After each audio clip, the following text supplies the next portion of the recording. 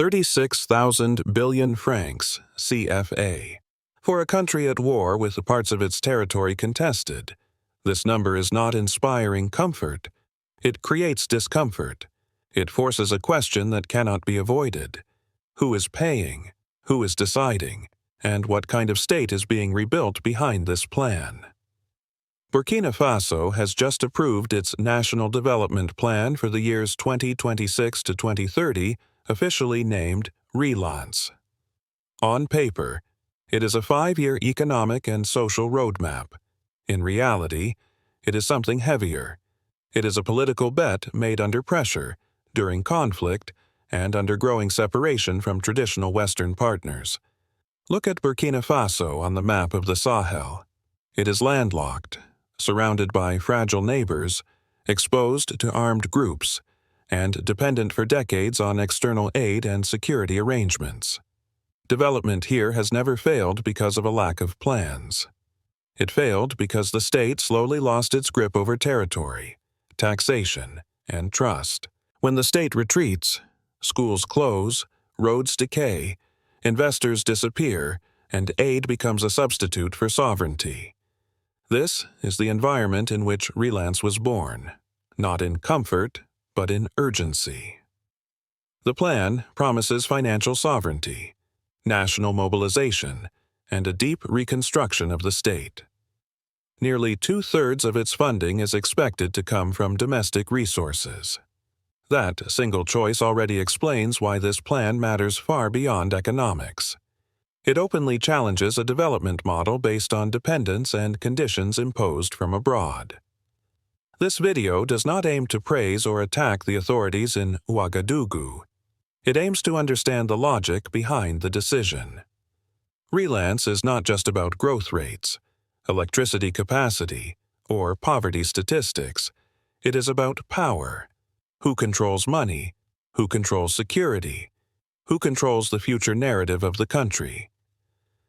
To understand Relance, we must step away from slogans and headlines. We must read it as a survival strategy for a state under pressure. In the next sections, we will examine why this plan became unavoidable, what its numbers really mean, and how President Ibrahim Traore uses it as a tool to redefine sovereignty in a fractured Sahel. This analysis is designed for viewers seeking clarity, context, and strategic understanding beyond propaganda, emotion, fear, optimism, or simple slogans. Before Relance, Burkina Faso was not a country lacking ideas or development plans. It was a country where the authority of the state had been slowly eroded by insecurity, displacement, and the collapse of administrative reach in large rural areas. In many provinces, the state was no longer present in daily life. Schools closed not because teachers were untrained, but because it was no longer safe. Health centers existed on paper, but access was blocked by fear. Roads connected regions on maps, not in reality. This erosion created a vicious cycle. When territory is not secured, taxes are not collected. When taxes are not collected, the state cannot pay, invest, or protect. When the state cannot protect, citizens turn to survival strategies outside formal systems. Over time, development policy becomes abstract, disconnected from the lived experience of the population. Aid replaces sovereignty, and emergency replaces planning. Relance emerged from this reality, not from optimism. It was designed in a context where authorities concluded that the traditional sequence of development had failed. The usual logic says first growth, then stability. Burkina Faso reversed that logic. Stability became the prerequisite for growth. Without territorial control, no serious investment, public or private, can take root. Relance, therefore, starts from the assumption that rebuilding the state is inseparable from restoring authority. This explains why security occupies the foundation of the plan, even if it is presented as a development framework. The government is not pretending that electricity. Schools or health care can advance independently of military and administrative control. In this sense, Relance is less a social contract than a state recovery project. Its primary objective is to make the state visible, operational, and feared where it has disappeared. Critics often describe this approach as militarized or authoritarian. That criticism cannot be ignored, but it also cannot be analyzed outside context. A state that does not control its territory does not negotiate development. It negotiates survival. Relance reflects that harsh reality. It is not the plan of a comfortable country choosing reform. It is the plan of a pressured state choosing to exist. Understanding this context is essential. Without it, Relance looks unrealistic or excessive. With it, Relance becomes logical, even inevitable. The question is no longer why Burkina Faso chose this path. The question is whether the state can sustain this effort long enough to transform emergency control into lasting governance. That is the true test that awaits the plan beyond 2026. 36,000 billion francs CFA is a number designed to command attention. For Burkina Faso, it is not just large, it is disruptive. Converted into familiar terms, it represents roughly 65 billion United States dollars, for a country whose annual national budgets have historically been measured in single-digit billions. This figure is not a routine projection. It is a declaration of intent. But numbers alone do not build states. What matters is scale relative to capacity. Relance concentrates 36,000 billion francs CFA over 5 years. That means an average of more than 7,000 billion francs CFA per year. To put it plainly, the state is promising to mobilize and manage each year a volume of resources that approaches or exceeds its traditional fiscal limits. This is where ambition meets risk.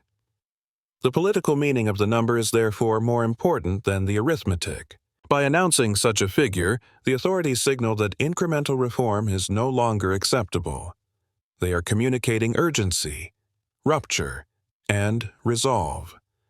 Relance is framed as a national mobilization effort, not a technocratic adjustment. The size of the budget functions as a psychological tool, meant to convince citizens, civil servants, and partners that hesitation is over. However, large figures also raise unavoidable questions. Where exactly will the money come from? Nearly 2/3 is expected to be generated domestically. That implies higher tax extraction, tighter control over customs and resources, and a more disciplined state apparatus. It also implies social pressure. Mobilizing domestic resources in a poor country is never neutral. Someone always pays first. There is also a governance challenge. Managing large flows of capital requires institutions that can plan, audit, and enforce. Without that capacity, big budgets create big leakages. This is why critics argue that the number itself is dangerous. It can generate expectations that cannot be met, and frustrations that turn political. Yet, dismissing the number as unrealistic misses the strategic message. Relance is not promising comfort. It is promising confrontation with reality. The government is signaling that doing nothing, or doing little, carries a higher cost than attempting a structural leap. Whether that leap succeeds is uncertain. What is certain is that the number 36,000 billion francs CFA is not an accounting detail. It is a political signal that Burkina Faso intends to redefine what it believes is possible, regardless of the risks involved. Financial sovereignty is the most sensitive pillar of the Relance plan. It is also the most misunderstood. When the authorities in Ouagadougou speak about mobilizing domestic resources, they are not describing a technical preference.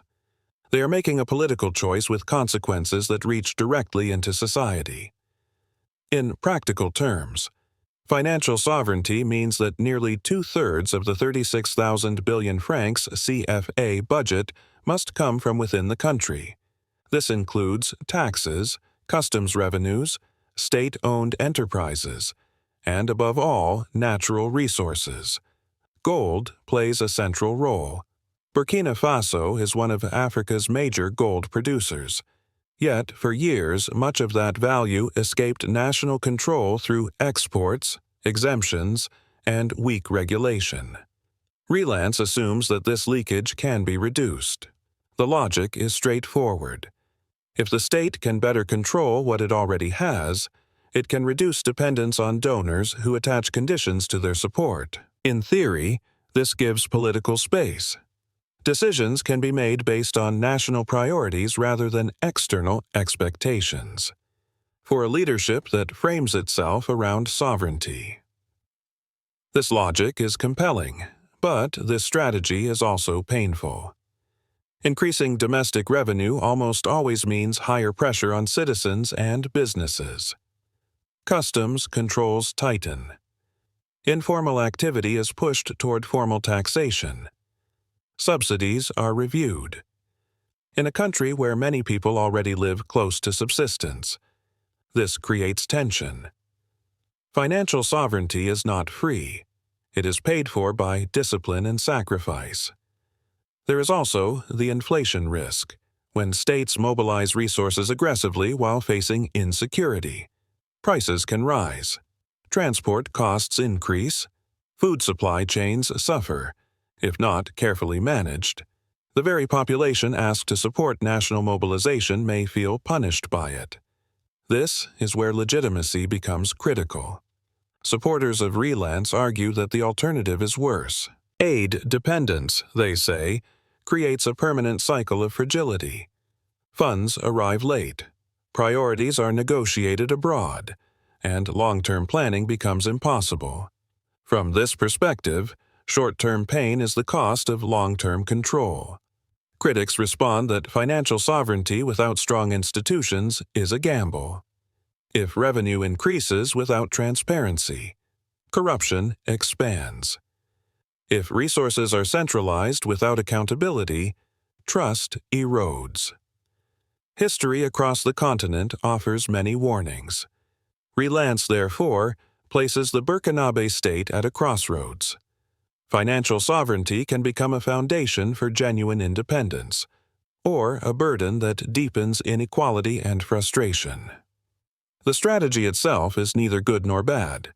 Its outcome depends entirely on how power, money, and responsibility are managed together. The Relance plan is officially structured around 4 pillars, each presented as equally important. The first focuses on security, social cohesion, and peace. The second targets the refoundation of the state and improvements in governance. The third addresses human capital, including education and health. The fourth concerns infrastructure development and the structural transformation of the economy. On paper, this architecture appears balanced and comprehensive. In practice, these pillars do not carry the same weight. The order itself reveals the hierarchy. Security comes first, not by symbolism, but by necessity. Without territorial control, none of the other pillars can function. Teachers cannot teach, doctors cannot treat, and investors cannot build where authority is absent. Relance implicitly accepts that development follows power, not the reverse. The second pillar, state refoundation and governance, is closely linked to the first. In the current context, improving governance does not primarily mean expanding participation or decentralization. It means restoring command, discipline, and coherence within the state apparatus. Revenue collection, administrative reach, and enforcement capacity are all governance issues, but they are treated through centralization rather than dispersion. This reflects a belief that order must precede reform. Human capital, the third pillar, carries strong moral appeal. Education, health, and social services are where citizens feel the state most directly. Yet these sectors are also the most fragile during conflict. Relance does not abandon them, but it postpones their full expansion until security conditions improve. This creates a gap between expectations and delivery, one that must be carefully managed to avoid frustration. The fourth pillar, infrastructure and economic transformation, functions as both promise and leverage. Electricity generation, roads, and productive capacity are presented as symbols of a new future. However, these projects require stability, financing, and long timelines. They depend on the success of the first two pillars more than on technical planning. What emerges is not four equal pillars, but a pyramid. Security forms the base. State control reinforces it. Social investment rests above, and economic transformation crowns the structure. This hierarchy is rarely stated openly, but it shapes every decision within the plan. Relance, therefore, should not be read as a neutral development framework. It is a sequencing strategy. It prioritizes survival, then control, then service, then growth. Whether this sequence succeeds depends on time, discipline, and trust. If security gains stall or governance hardens without delivering results, the upper pillars may never stabilize. The plan's coherence lies not in balance, but in order. That order defines both its strength and its risk. The Relance plan sets ambitious targets meant to signal rupture with the past. Among them are three headline indicators that attract the most attention. The first is poverty reduction, from 42% to 35%. The second is life expectancy, from 61 years to 68. The third is electricity generation, from 685 megawatts to more than 2,500. Each target carries a political message as much as a technical challenge. Reducing poverty by 7 percentage points in 5 years is possible, but only under strict conditions. It requires security improvements, stable food supply chains, functioning markets, and income opportunities beyond subsistence farming. Without territorial stability, poverty programs become temporary relief rather than structural change. The target is achievable only if security gains are real and sustained. Raising life expectancy by 7 years in such a short period is far more complex. Life expectancy reflects not only healthcare access, but also nutrition, clean water, sanitation, transportation, and safety. Conflict pushes all these indicators downward. Relance assumes that restoring state presence will rapidly improve these conditions. That assumption is optimistic. Gains may occur, but they are likely to be gradual rather than immediate. The electricity target is the most concrete and the most capital-intensive. Moving from 685 megawatts to over 2,500 requires massive investment in generation, transmission, and maintenance. It implies new power plants, expanded grids, and reliable fuel or renewable sources. This goal depends directly on financing, security, and institutional capacity. It is technically possible, but politically fragile. Taken together, these indicators function less as guarantees than as mobilizing signals. They tell citizens that sacrifice has a purpose. They tell administrators that performance will be measured. They tell partners that the state is serious. But indicators also create expectations. If visible improvements do not follow, credibility suffers. Relance, therefore, walks a narrow line. The targets must inspire without misleading. They must push institutions without breaking them. In this sense, the indicators are not promises of comfort. They are benchmarks of endurance. Whether they are met fully or partially matters less than whether citizens experience tangible change in security, services, and dignity. That lived reality will determine how Relance is judged, far more than statistical success. Ibrahim Traore stands at the center of the Relance project, not only as head of state, but as the figure who gives the plan its political meaning. His leadership style is direct, centralized, and unapologetically focused on sovereignty. Relance reflects this orientation. It is less a consensus-driven roadmap than a command framework designed to restore control over security, resources, and national direction. Traore's approach to natural resources, particularly gold, illustrates this logic clearly. By tightening state control over extraction, exports, and processing, the government seeks to keep value inside the country. Supporters see this as long overdue correction. Critics see it as consolidation of power. Both interpretations exist because resource control in fragile states is never neutral. It strengthens the state, but also concentrates authority. Western reactions to Traore and to Relance have been largely negative. Officials, analysts, and media outlets frequently describe his government as authoritarian, accuse it of using resource revenue to secure loyalty, and warn that Burkina Faso is replacing one dependency with another, particularly toward Russia. Aid suspensions and diplomatic distance reinforce this narrative. These criticisms are not invented. Centralization carries real risks. Weak oversight can enable corruption. Emergency rule can harden into permanent restriction. History offers many examples where sovereignty rhetoric masked elite capture. Ignoring these dangers would be irresponsible. However, criticism also reflects Western interests and expectations. For decades, development and security models in the Sahel were shaped externally. When a government openly rejects that framework, resistance follows. From Ouagadougou's perspective, conditional aid and military partnerships failed to prevent territorial collapse. Relance represents a rejection of that failure as much as a rejection of foreign influence. The core disagreement is therefore not about values, but about sequencing. Western actors prioritize governance norms first, stability later. Traore's government reverses that order. It prioritizes control first, reform later.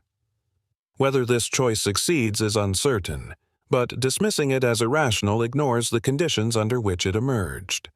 For many Burkinabe citizens, the question is simpler. Are roads safer? Is electricity more reliable? Is food more affordable? International approval matters less than lived experience. Relance will ultimately be judged not by foreign capitals, but by whether it restores dignity and predictability to daily life. Traore's gamble is clear. He is betting that sovereignty, even imperfect, is preferable to dependence without security. Relance is the instrument of that bet. Its success or failure will shape not only his legacy, but also how other African states evaluate the cost of breaking with established development paths. Relance is not just a national plan for Burkina Faso. It is a case study with implications far beyond its borders. Across Africa, many states face the same dilemma. Dependence has not delivered security. Reform without authority has not delivered stability. Relance represents an attempt to reverse that pattern. Knowing the risks involved. The first lesson for other African countries is that sovereignty cannot be abstract. It must be financed. Talking about independence while relying entirely on external funding creates contradiction. Relance shows that reclaiming fiscal space requires painful decisions, discipline, and the courage to confront domestic resistance as much as foreign pressure. The second lesson concerns natural resources. Controlling extraction is not enough. Value must be retained, processed, and reinvested transparently. Without accountability, resource nationalism becomes another form of elite capture. Relance places this challenge at the center of the state project, but its success will depend on institutions, not rhetoric. The third lesson is about security and sequencing. Development without security remains fragile. But security without visible improvement in daily life erodes legitimacy. States must balance firmness with delivery. Relance attempts this balance by linking authority to services, even if progress is uneven. Looking toward 2033 scenarios emerge. In the first, territorial control improves steadily. Revenues increase, and infrastructure projects begin to change daily life. Relance becomes the foundation of a more autonomous state. In the second, security stagnates, revenues disappoint, and public patience erodes.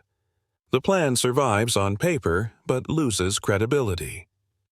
In the third, partial success benefits limited groups, creating growth without inclusion and stability without trust. None of these paths is predetermined. Relance is a wager, not a guarantee. It asks citizens to endure discipline in exchange for a promise of dignity and control. It asks institutions to perform under pressure. It asks leadership to resist the temptation of permanence. The final judgment will not be written in reports or speeches. It will be written in markets, villages, roads, and power lines. If people feel safer, more predictable, and more respected, Relance will be remembered as a turning point. If not, it will join the long list of ambitious plans overtaken by reality. Burkina Faso has chosen to test its sovereignty rather than postpone it. That choice carries costs. It also carries meaning. For a continent searching for new paths, relance is not an answer. It is a question asked out loud. Who pays for independence? And how much pain is a nation willing to bear to control its own future?